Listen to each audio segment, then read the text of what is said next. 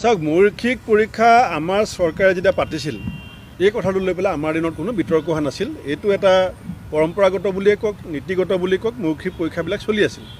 কিন্তু প্ৰথম মোদী ডাঙৰীয়াই কৈছিলে, দেশৰ প্ৰধানমন্ত্ৰী, আৰু তেখেতৰ টুইটটো কালি আমাৰ অসমত বহুতে মোক দেখুৱাইছে যে তেখেতে কৈছিলে যে 3rd গ্ৰেড আৰু 4th গ্ৰেডৰ কাৰণে মৌখিক পৰীক্ষা হ'ব নালাগে।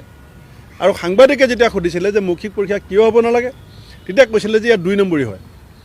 আৰু সৰ্বানন্দ সোণোৱাল ডাঙৰীয়া যেতিয়া মুখ্যমন্ত্ৰী আছিলে তেতিয়া তেখেতে কেবিনেটত এইটো সিদ্ধান্ত লৈছিলে যে মৌখিক পৰীক্ষাবিলাকত 2 নম্বৰী হোৱাৰ সুযোগ থাকে, এই শব্দটো ব্যৱহাৰ কৰিছিলে।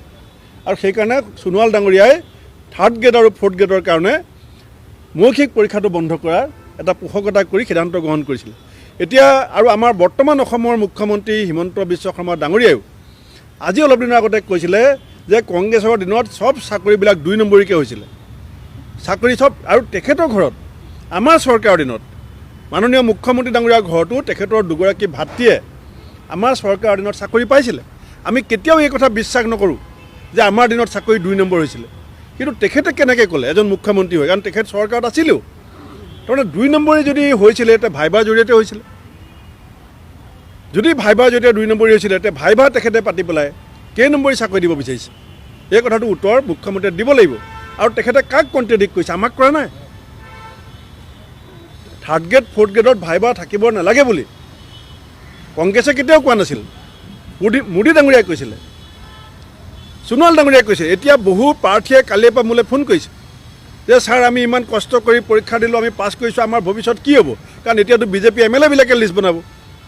কাৰণ বিজেপি বহুত MLA ঘৰত বন্ধ কৰা ল'ৰা ছোৱালীয়ে ইণ্টাৰভিউ দিছে, বহুত বিধায়কৰ ইলেকশ্যনত কাম কৰা কৰ্মীবিলাকে ইণ্টাৰভিউ দিছে, বহুত বিধায়কৰ সম্পৰ্কীয় মানুহবিলাকে ইণ্টাৰভিউ দিছে। কালি মোক প্ৰায় 150-200 ফোন আহিছে, মই আপোনালোকক হোৱাটছআপ মেছেজ দেখাই দিম।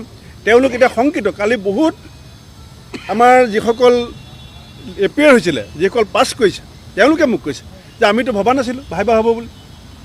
গতিকে এই ধৰণৰ যিটো চিন্তা চৰ্চা বিজেপি দলৰ পৰা, আৰু মুখ্যমন্ত্ৰী স্বয়ং কৈছিলে যে কংগ্ৰেছৰ দিনত 2 নম্বৰী হৈছিলে 3rd গ্ৰেড 4th গ্ৰেডত এই ধৰণৰ ভাইবা পতাৰ কাৰণে। এতিয়া তেওঁলোকে সেই কথাটো প্ৰথমতে সোণোৱাল ডাঙৰীয়া এটা স্পষ্টীকৰণ দিয়ক, প্ৰথমতে মোদী ডাঙৰীয়া এটা স্পষ্টীকৰণ দিয়ক যে তেওঁলোকে কি কাৰণে